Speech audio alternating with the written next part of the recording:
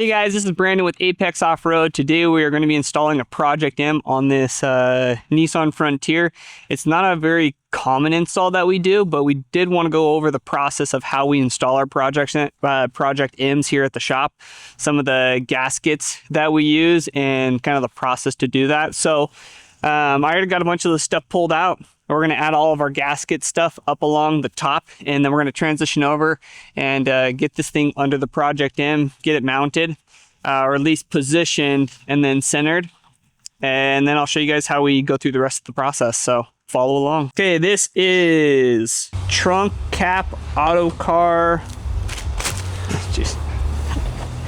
I'm just going to show you what it looks like. Bought this on Amazon. It works really, really good for our four-wheel camper installs. So we just keep on using it. It's basically a double gasket foam, feels like almost like neoprene or whatever. Has a 3M adhesive strip on the bottom, and this is what accompanies the rails. So we'll put these right on the rails just like this.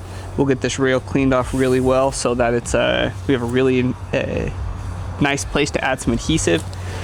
Typically in a single round we will take that stuff, go all the way up, over and down without cutting it or anything. Due to this one having such a small rail right here up front, I mean that's only probably a ½ inch wide, we are going to transition. I'm going to toss some of this up top like that, go down, and then that will provide the seal up in that section. So you have the option of using like an adhesion promoter if you want to on some of these components.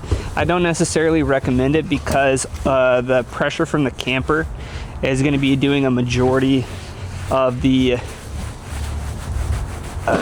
adhesion part of keeping the seal compressed, and then it also has 3M.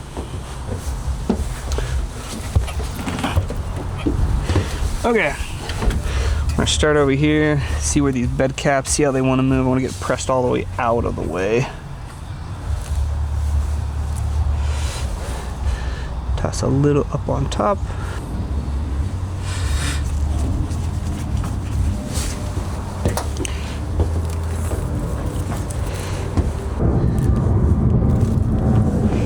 Keep your hands off the adhesive part, that way you don't get it dirty.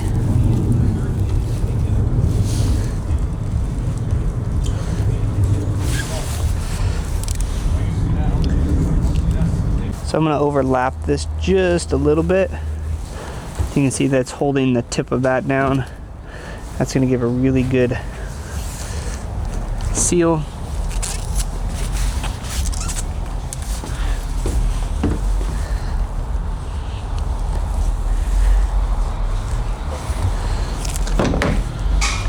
And then what we do is we take it all the way off the back.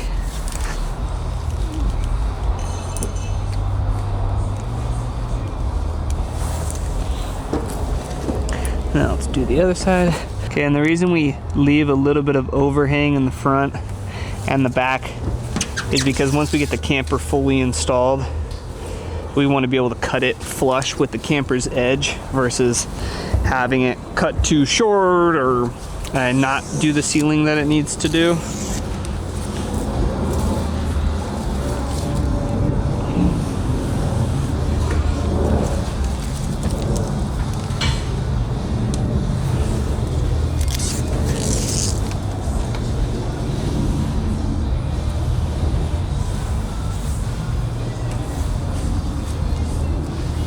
There we go. Easiest part of the entire thing is done. We're gonna go put all of our gasket away, and we're gonna roll over and get the camper set on top of this thing. Get it centered up, get it brought in. Then what we're gonna do is we're gonna end up drilling some holes through the bed rails, adding some nuts onto the bottom, a full pass through, to be able to compress this thing onto the truck. Let's go. Pitching to you, asking you if you'll so kindly donate to us.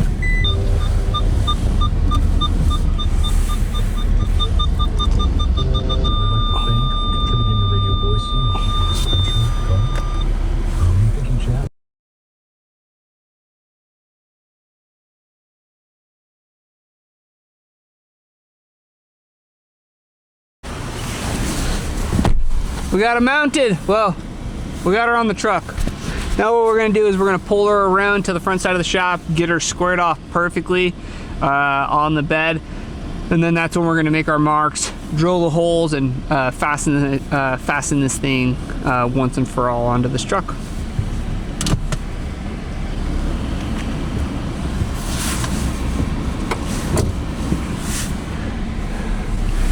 The parking sensors on this thing were going crazy. I'd like to thank for contributing to Radio Boise. I had to turn them off.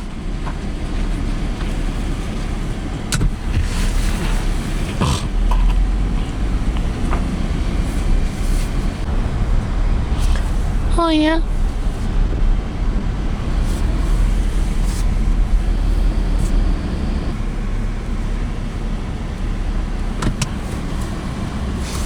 I got everything centered up. What we'll do is basically I'll push it as far forward as I can. We really want to make sure that the tailgate ends up underneath this thing, which it does, like, nicely. Some vehicles aren't like that, especially the Rams. You have to do a lot of finagling. The Tundras, there's just more adjustment that's needed to be made. But this Nissan fits great. So I got it all set up. I wanted to show you guys the gaps on this. So the gaps I was telling you guys about, you can see the gasket up there, and then in the back there's no light, which is what we want. You can see this one, you can see a little bit of light right there, so we might need to toss in some butyl tape right there and see if that fixes any air up front. Now what we're going to do is we're going to make some measurements.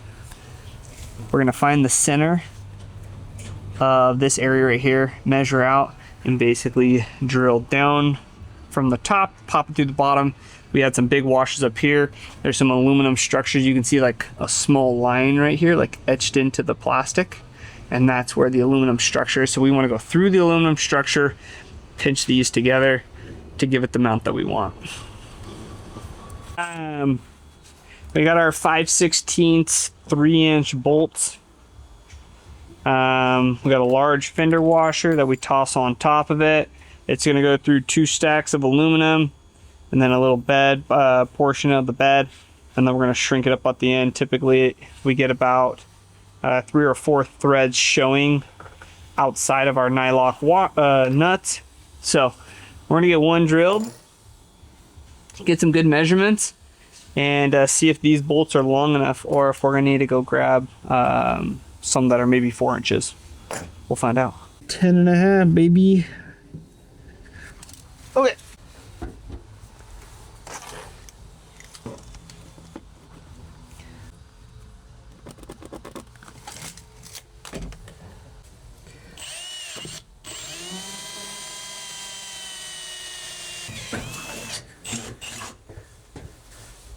Perfect. Think I'm gonna need some longer bolts. Almost guaranteed.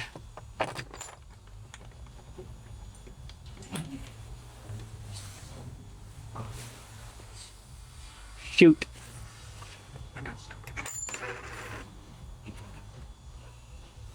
Yep.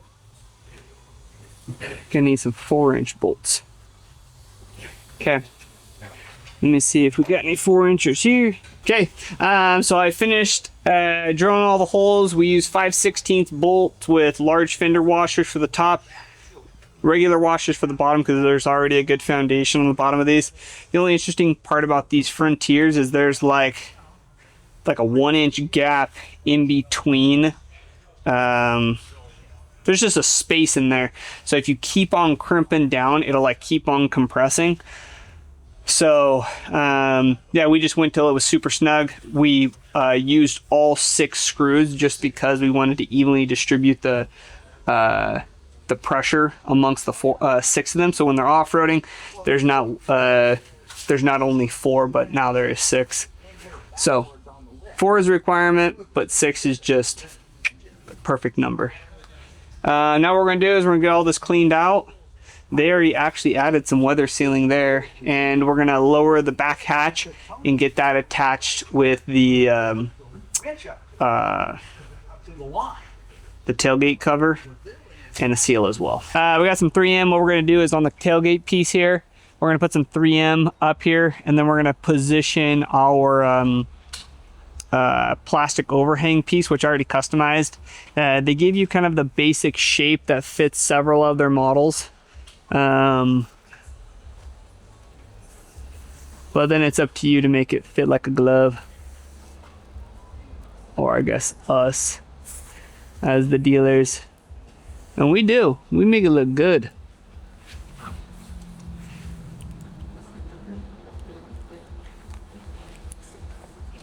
Okay.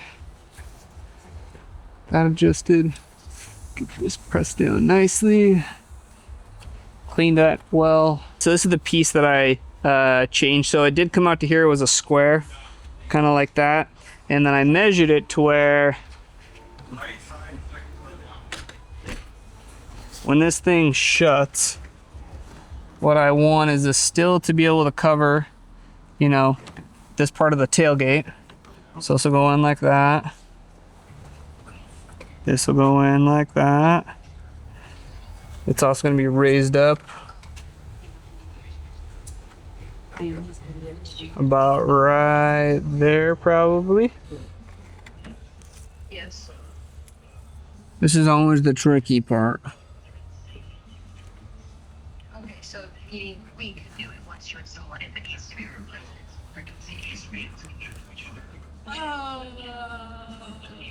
Okay. we call it. Okay, so he said yes, we would, but with how he's gonna set these up, it's gonna be one cable connected to the 3 of them. So if they do break and we have to replace them, it wouldn't be one for us to do it. Okay, so but they don't carry a warranty on their service though. No, right. Oh, that was kind of shitty. Yeah, so it should be easy for us to do. Okay, yeah, I know. So, Stonks. gotcha. Okay, Stonks. sweet. Okay. Okay, sounds good. Yeah, I hate this. Separate. Okay, sounds good. Thanks, guys. Bye.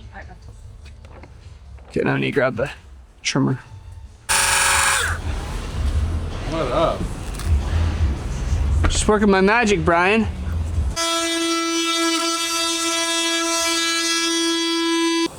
Tell him, I'm being busy, so I've been trying to grab phone now. I'm just finishing up the last little bit of this install. This turned out really, really nice. So this is the gasket that we put along the entire bottom side of it. I like the double seal because not only will it keep out the water with one pressure layer, but a second one as well. And you can see that this fits on there nice and snug, which is exactly what we want. The last little piece that I think I'm gonna toss on for this install is a little piece of rubber piece underneath here to see if that'll stay. It may or may not, we'll see. Trying to figure out a little gasket orientation that'll work for this.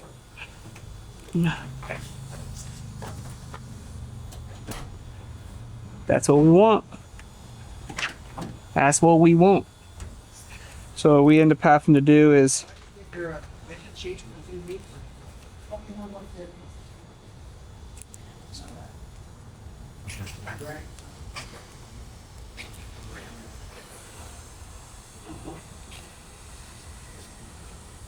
don't cut through the finger.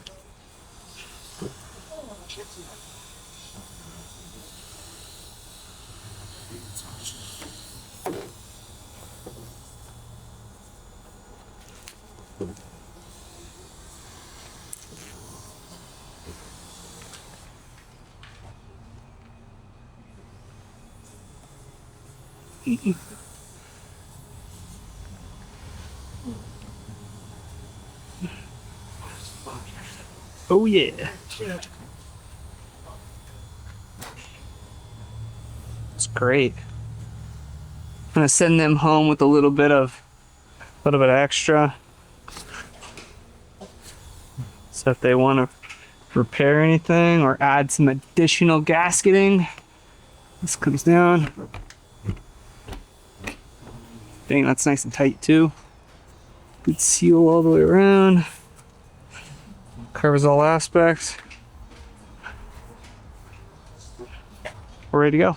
Okay guys, to wrap up this video, I wanted to go over the Project M, some of the features on it, how we mounted it, the final outcome of our little overhang plastic piece that they provide with these campers, and then just the usable space inside of it. So to start out, there's 6 clips all the way around that we need to undo. There's 2 parts to them. There's this piece and then the latch piece. Make sure they're both down, because if one of them stays on while you lift the roof, it'll bend it.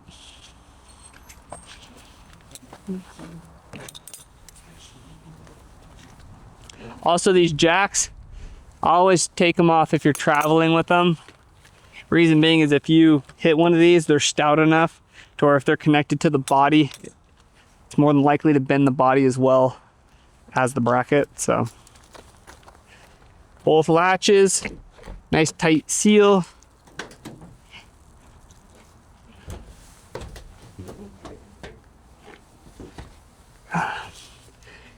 Yeah, pin this in a little bit somehow. These are the wires that come in it. You got your main power and ground to run the accessories, and then these are your 2 backlights. Your solar wiring is stored within this panel. Got a little panel over here as well for the main power, but push up on this, releases that guy, pull down on that. What we're gonna do, lift it up. There's a little latch inside. Pop that up. Then we're gonna do the back side. I push down right here, which elevates that, and then you go up and in together.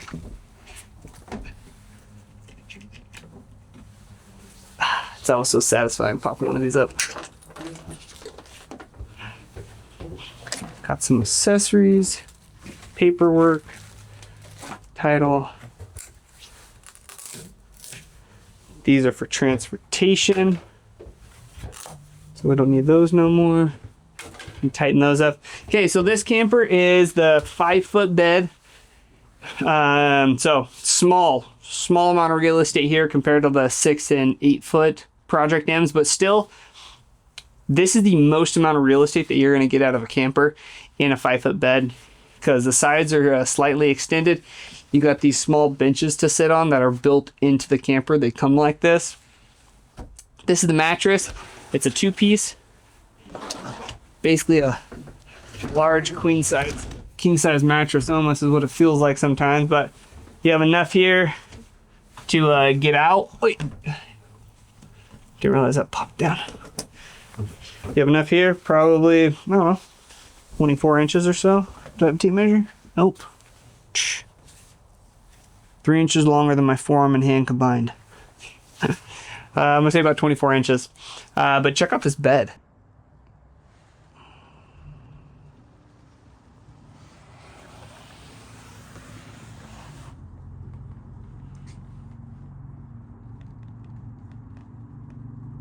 And then to collapse it, you're gonna lift this. There's a little bit of an overhang, which allows you to bring this thing all the way up and over. Sits right there. Easiest part about this is bringing it down. You'll undo this latch here, undo this latch, pull this down. Oh, well, we're definitely gonna need our little elastics. These help pull in the canvas. Affordable Campers gets the initial folds in, and then this internal pressure keeps the folds as memory, like that. Now when you pull this down, pulls in the sides how you're supposed to, plops down. Do the same here.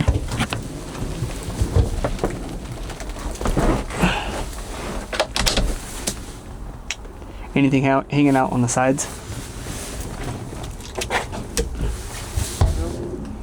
Nice. Okay. Then the last features about this camper, they got one fan in the rear.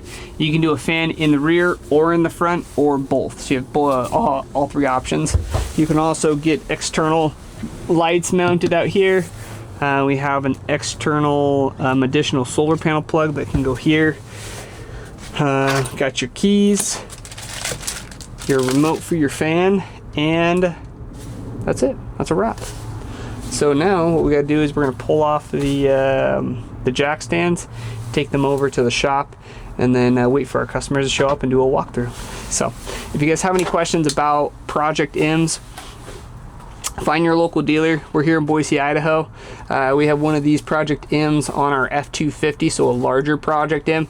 It does have an interior build out, so you can kind of see what the possibilities are if you want to go that route. Other than that, guys, like this video. Don't forget to subscribe if you want to see more four-wheel camper build outs. We'll see you on the next one.